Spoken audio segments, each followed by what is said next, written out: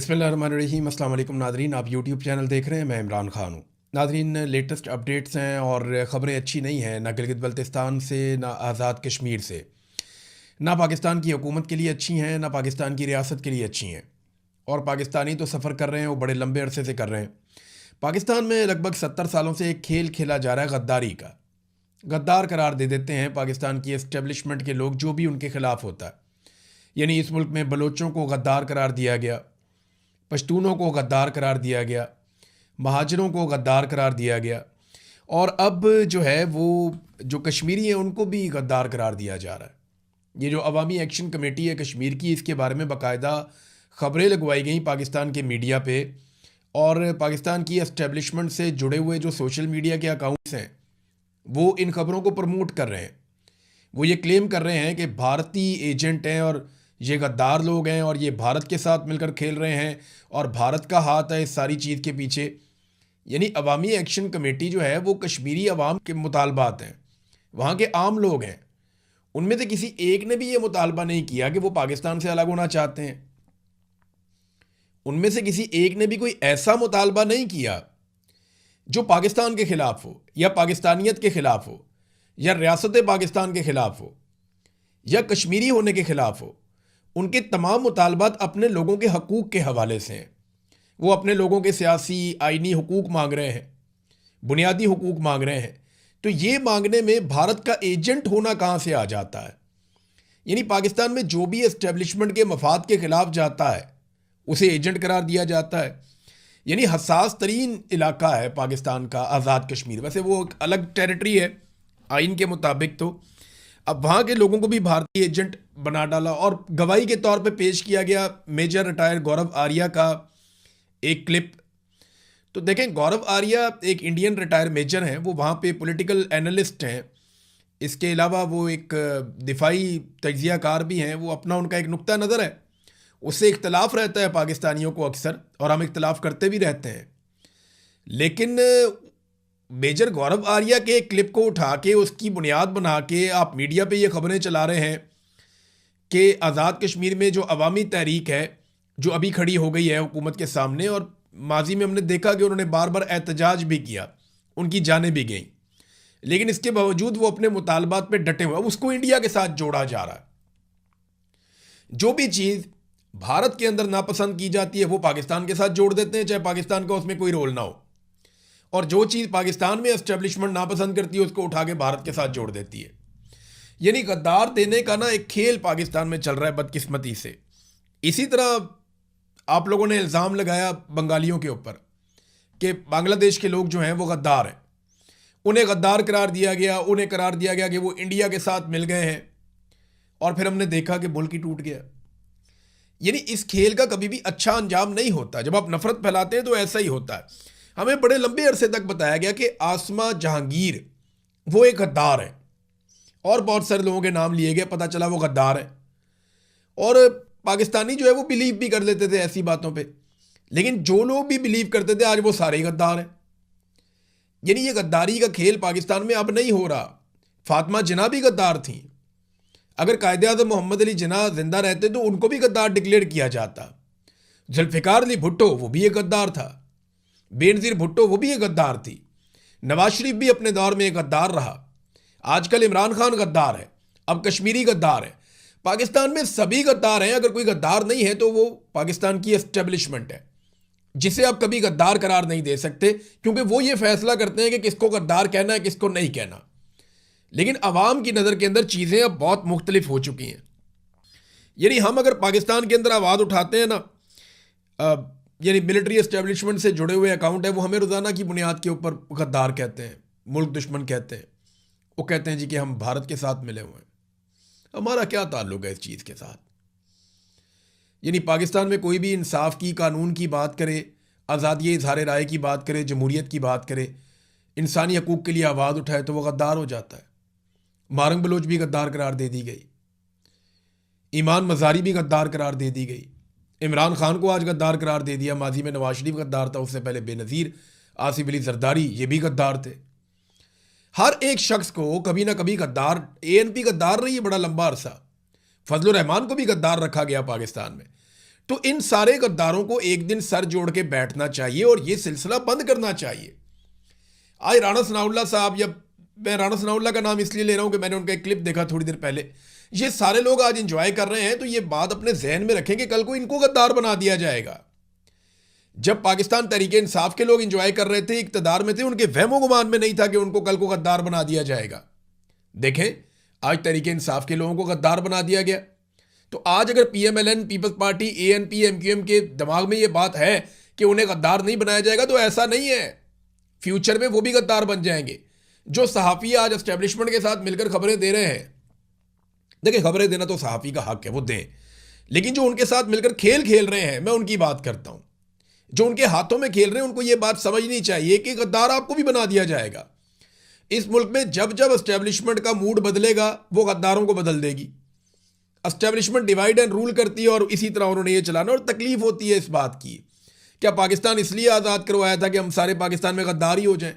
Bloch भी गद्दार हैं, पश्तून भी गद्दार हैं, बंगाली भी गद्दार थे, अभी पंजाबी भी गद्दार होते चले जा रहे हैं, अब कश्मीरी भी गद्दार हैं, मुहाजिर भी गद्दार हैं।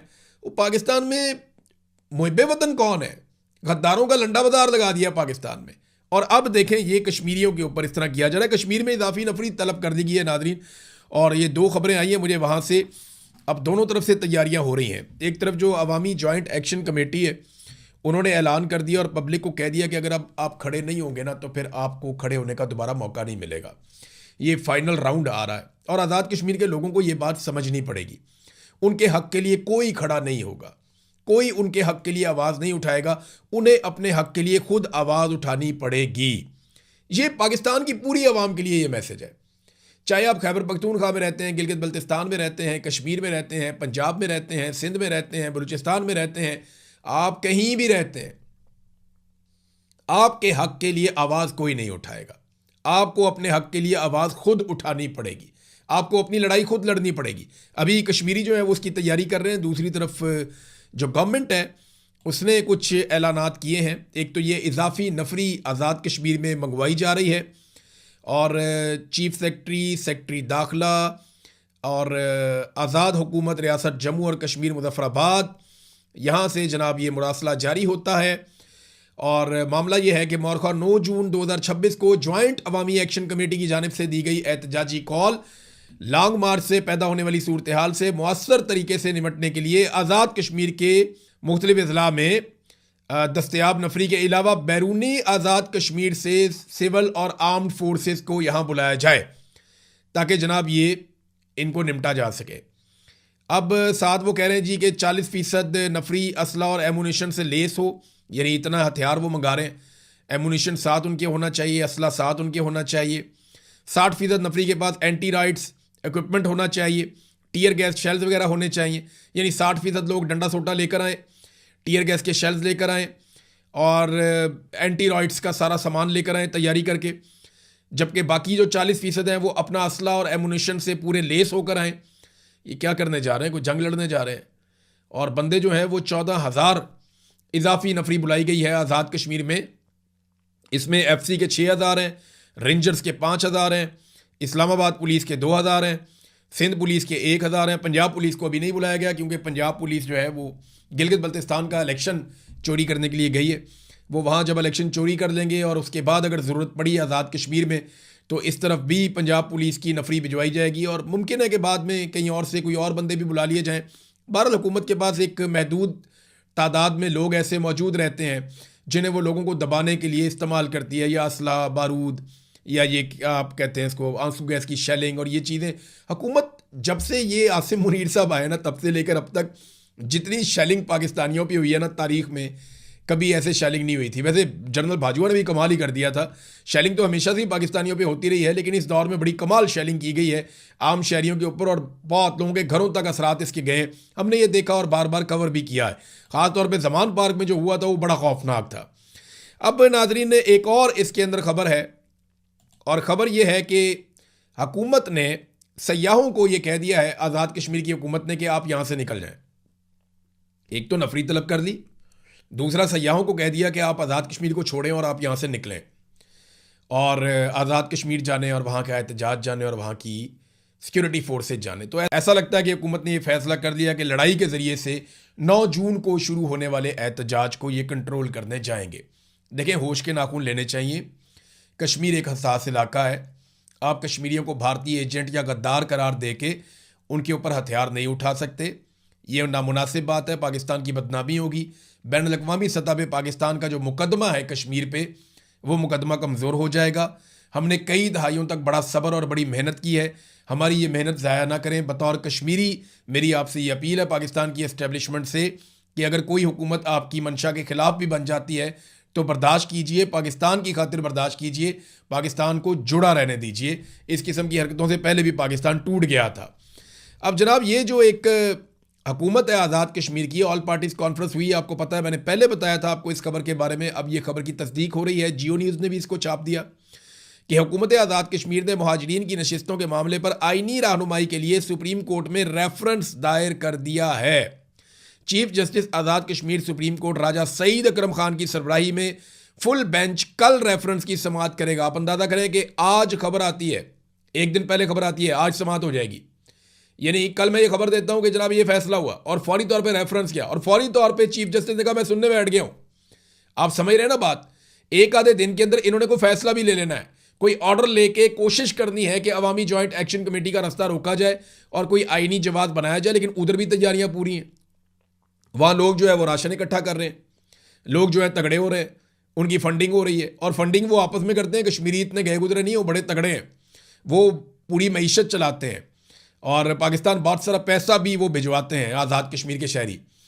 तो नाज़रीन, वहाँ पे जो है वो बड़े पैमाने पे तैयारियां हो रही हैं, वो राशन इकट्ठा कर रहे हैं, वो अपनी टीमें बना रहे हैं, कैमरास के साथ हर चीज़ को फिल्माया जाएगा, हर तरह के फॉल्स फ्लैग ऑपरेशन को कैसे नाकाम बनाना है वो भी कर रहे हैं, वो अपने सिक्योरिटी के तमाम बंदोबस्त भी कर रहे हैं। तो वहाँ एक अजीबोगरीब सूरत हाल आज़ाद कश्मीर के अंदर एस्टेब्लिशमेंट की हठधर्मी की वजह से बनती चली जा रही है।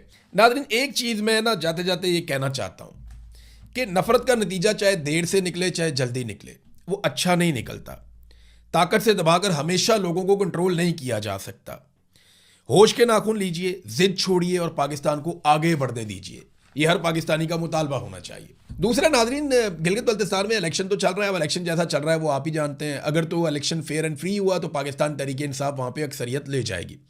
जितने भी सहाफ़ी वहाँ पे गए, जितने लोग गए, वो ऑफ द रिकॉर्ड सारे यही बताते हैं कि हम पे बहुत दबाव है, लेकिन इसके बावजूद हम आपको ये बता दें कि पाकिस्तान पीपल्स पार्टी और PMLN ऐसा नहीं है कि वो बिल्कुल ही गायब हैं, उन्हें वोट पड़ेंगे, लेकिन ज़्यादा वोट पाकिस्तान तहरीक इंसाफ का है। और तहरीक इंसाफ को थोड़ा सा भी लेवल प्लेइंग फील्ड मिल जाता है तो तहरीक इंसाफ यहाँ पे हुकूमत बनाने की पोजीशन में भी आ सकती है। अब आसिफा जरदारी को आजकल मैं कुछ वीडियोस देख रहा था और हमारे कुछ सहाफ़ी भी उन वीडियोस को पोस्ट कर रहे हैं, बड़े जज्बाती बयानात लिख रहे हैं कि बेनज़ीर भुट्टो की शबीह नज़र आती है आसिफा जरदारी में।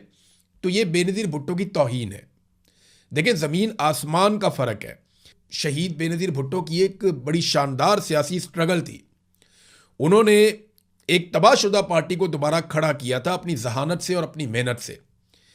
और जबकि आसिफा को एक बनी बनाई पार्टी मिली है, इनके सर के ऊपर वालिद का हाथ भी है, भाई भी इनका है, पूरी पार्टी बनी बनाई मिली है। बेनज़ीर इंसाफ के लिए लड़ी थी, जबकि आसिफा ना इंसाफी के निज़ाम की पैदावार है। और ये एक सच्चाई है, इससे कोई भाग नहीं सकता। बेनज़ीर ने मैदान में मुकाबला किया था, निहत्ते होकर मुकाबला किया था और आवाम के बलबूते के ऊपर आई थी। जबकि आसिफा जरदारी ने कौमी असम्बली में आने के लिए तमाम उम्मीदवारों को मुश्किल में डाला। यानी मुकदमात दर्ज किए गए, बंदे गिरफ्तार किए गए, बंदे अगवा किए गए, बंदों को दबाया गया, जोर ज़बरदस्ती, धौंस और धांधली से बिला मुकाबला आसिफा जरदारी को इलेक्शन जितवा कर असम्बली में पहुंचाया गया।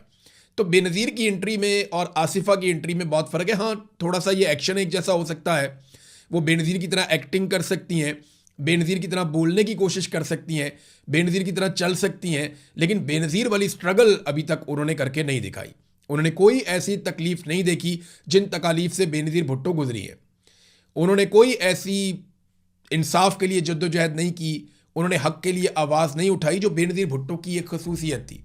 बेनज़ीर भुट्टो एक बहादुर रहनुमा थी और उन्होंने फ्रंट से आकर लीड किया था, जबकि आसिफा को सोने का चम्मच मिला। और जिस तरीके से उनके वालिद ने उनको लॉन्च किया, ये किसी भी सियासी शख्सियत की बदतरीन लॉन्चिंग हो सकती है कि बेईमानी और धौंस और धांधली से और मारकुट के ज़ोर ज़बरदस्ती से किसी को लाकर बिठा दिया जाए, बाकी सबको मैदान से हटाकर।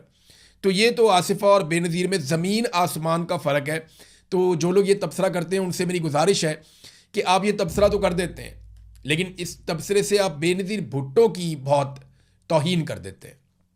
बेनज़ीर की शहादत, उसके जज्बे और बेनज़ीर भुट्टो की जो सियासी जद्दोजहद है उसकी आप तौहीन कर देते हैं जब आप बिलावल को और आसिफा को लाकर उनके साथ मिलाते हैं। ये लोग तो एस्टेब्लिशमेंट की पैदावार है। यानी अच्छी तरह मुझे इस बात का अंदाज़ा है कि पीपल्स पार्टी जो भुट्टों की पॉलिटिकल पार्टी थी, जरदारियों के ज़रिए से एस्टेब्लिशमेंट ने इस पॉलिटिकल पार्टी पे कब्जा कर लिया है, और यही कुल मिलाकर असली बात है। अब नादरीन, 28वीं आईनी तरमीम की तैयारियां हो रही हैं। इस पे अपोजिशन लीडर महमूद खान अचकज़ई ने स्टेटमेंट भी दिया है कि 28वीं तरमीम बहुत बड़ी गलती होगी। पता नहीं हुक्मरान किस तरह मुल्क चलाना चाहते हैं। तो मैंने आपको पहले भी कहा कि 28वीं आईनी तरमीम की तैयारी हो रही है। आप 26वीं और 27वीं आईनी तरमीम भूल जाएंगे जब आप 28वीं आईनी तरमीम को सुनेंगे। देखिए, इन्होंने जो हुकूमत बनाकर दी है ना, जिन लोगों को 17 सीटों वालों को उठा के इन्होंने मुल्क का वज़ीर आज़म बना दिया, फॉर्म 47 जारी करके पीपल्स पार्टी और PMLN को मुश्तरका तौर पे इक़्तिदार में ले आए, 2/3 अक्सरियत वाली जमात को बाहर कर दिया। तो अब जिन लोगों को लाया गया ना, उनको जो कहा जाता है ना एस्टेब्लिशमेंट की जानिब से, वो एग्जैक्टली वही करते हैं। जो उन्हें हुक्म आ जाता है, लिखा लिखाया, वो कर देते हैं। तो ये 28वीं आईनी तरमीम भी पास करवा देंगे, लेकिन आइन का मुकम्मल हुलिया बिगड़ जाएगा। बल्कि आइन का हुलिया तो बिगड़ गया है, अब तो उसके अंदर मफादात का इंदराज होना बाकी है कि बहुत सारे मफादात हैं। आप देखेंगे, आप 28वीं आईनी तरमीम में जो चीज़ें सुनने में आ रही हैं, जब ये सामने आएंगी ना, तो पाकिस्तानी कौम इसको मुद्दतों याद रखेगी कि पाकिस्तान के आइन के ऊपर सबसे बड़ा शब खून मारा गया था। नाज़रीन, मुल्क भर में बिजली की कीमत मज़ीद बढ़ा दी गई है और इसके अंदर कुछ ₹1.25 का इजाफा कर दिया गया एक मरतबा फिर। ये हर चौथे दिन खबर आती है, कोई इतनी बड़ी बात नहीं है, लेकिन बिजली की कीमत लगातार बढ़ती चली जा रही है। आम आदमी की जेब के ऊपर इसका बोझ पड़ता है। देखिए, बिजली की कीमत क्यों बढ़ाते हैं ये? बिजली का इस्तेमाल कम हो रहा है। पहले अगर सारा पाकिस्तान मिलकर अगर 100 यूनिट बिजली इस्तेमाल करता था, तो अब वो नहीं करता। अब वो 60 या 70 यूनिट बिजली इस्तेमाल करता है। यानी पाकिस्तान ने अपने बिजली का इस्तेमाल कम कर दिया है। इंडस्ट्री भी बिजली कम इस्तेमाल कर रही है, सारिफीन घरेलू भी बिजली कम इस्तेमाल कर रहे हैं, क्योंकि बिजली इतनी महंगी हो गई, लोग खरीदना ही नहीं चाहते। तो जब बिजली का इस्तेमाल कम हुआ है, तो इन्होंने तो इजाफी बिजली के कारखाने लगाए हुए हैं और उनको इन्होंने देनी है कैपेसिटी पेमेंट। जब कम बिजली इस्तेमाल करेंगे तो आप कम बिल देंगे। इसीलिए ये क्या करते हैं कि बिल को बढ़ाने के लिए बिजली की कीमत में इजाफा कर देते हैं और उसके ऊपर फिक्स्ड किस्म के चार्जेस भी लगाते चले जा रहे हैं। ये सारा कुछ ये इसलिए कर रहे हैं कि ज़्यादा से ज़्यादा पैसा आवाम से निकाल कर कैपेसिटी पेमेंट की मद में IPPs को दिया जा सके। IPPs जो इनके चहीते हैं, IPPs जो इनके अपने ख़ानदान हैं, IPPs जो इनके अपने बच्चे हैं, IPPs जो इनके अपने रिश्तेदार या फ्रंटमैन हैं, उन IPPs की जेबें भरने के लिए आवाम की जेबों पर डाका डालना ज़रूरी है। अब अगर आवाम बिजली कम इस्तेमाल करेंगे तो IPPs को पैसा कहाँ से दिया जाएगा? इसी चक्कर में तो सोलर ख़त्म कर रहे हैं कि जनाब सोलर को हटाओ ताकि लोग बिजली हमारी इस्तेमाल करें और हमें बिल दें। अगर लोग सोलर लगाएंगे और मीटर हटा लेंगे तो फिर हम कहां से IPPs को इतना पैसा देंगे? तो पाकिस्तान के लिए पहले तो इन्होंने मुजरिमाना तौर पे जिस तरह के IPPs के मंसूबे ये लेकर आए, उन्होंने पाकिस्तान को डैमेज किया और अब ये लगातार कीमत बढ़ाने पे इसलिए मजबूर हैं कि कैपेसिटी पेमेंट इन्होंने अदा करनी है अपने चहीतों को, तो उसके लिए पाकिस्तानियों की जेबें काटनी पड़ेंगी। शेख रशीद का ना लोग उस वक्त मजाक उड़ाते थे नवाज शरीफ के दौर में। वो वाहिद आदमी था जिसने सबसे पहले रोला डाल दिया था कि ये जो मुआहदे होने जा रहे हैं ना IPPs के, याद रखना एक वक्त आएगा पाकिस्तानी कहेंगे मीटर उतार के ले जाओ, हमें बिजली नहीं चाहिए। ये शेख रशीद ने बात उस वक्त, आज से 10-12 साल पहले शेख रशीद ने ये बात की थी। मेरे अपने प्रोग्राम में उन्होंने ये बात की। मैंने बाद में पूछा शेख साहब से, मैंने कहा शेख साहब ये क्या आप कहते हैं? उन्होंने कहा लोग की मीटर उतार के ले जाने के ये मुआहदे मैंने पढ़े हैं IPPs के, ये कैपेसिटी पेमेंट्स हम नहीं दे पाएंगे। इन्होंने डॉलरों में मुआहदे कर लिए हैं, डॉलर की कीमत नहीं रुकनी, ये ऊपर जानी है, हमारी कमर दूड़ी हो जाएगी, हम 1 यूनिट इस्तेमाल करेंगे 3-3, 4-4 यूनिट के पैसे देंगे। आज वही वक्त आ गया कि वफाकी वजीर तवानाई और बिजली इस बात की तस्दीक करता है कि हम 1 यूनिट इस्तेमाल करते हैं और 4 यूनिट के पैसे देते हैं। यानी अगर आपने 100 रुपया दिया है तो उसके बदले में आपको सिर्फ 25 रुपए की बिजली मिली है, बाकी 75 रुपए आपने उस मुआहदे के एवज दिए जो नवाज शरीफ ने IPPs के साथ किया उन्हें ऑब्लाइज करने के लिए। नाज़रीन, ये तो हालात है। बैनुल अक़वामी खबरें भी हैं मेरे पास, नेक्स्ट वीलॉग में बताता हूं। अब तक के लिए इतने, अपना ख्याल रखिएगा, अपने इस चैनल का भी। अल्लाह हाफ़िज़।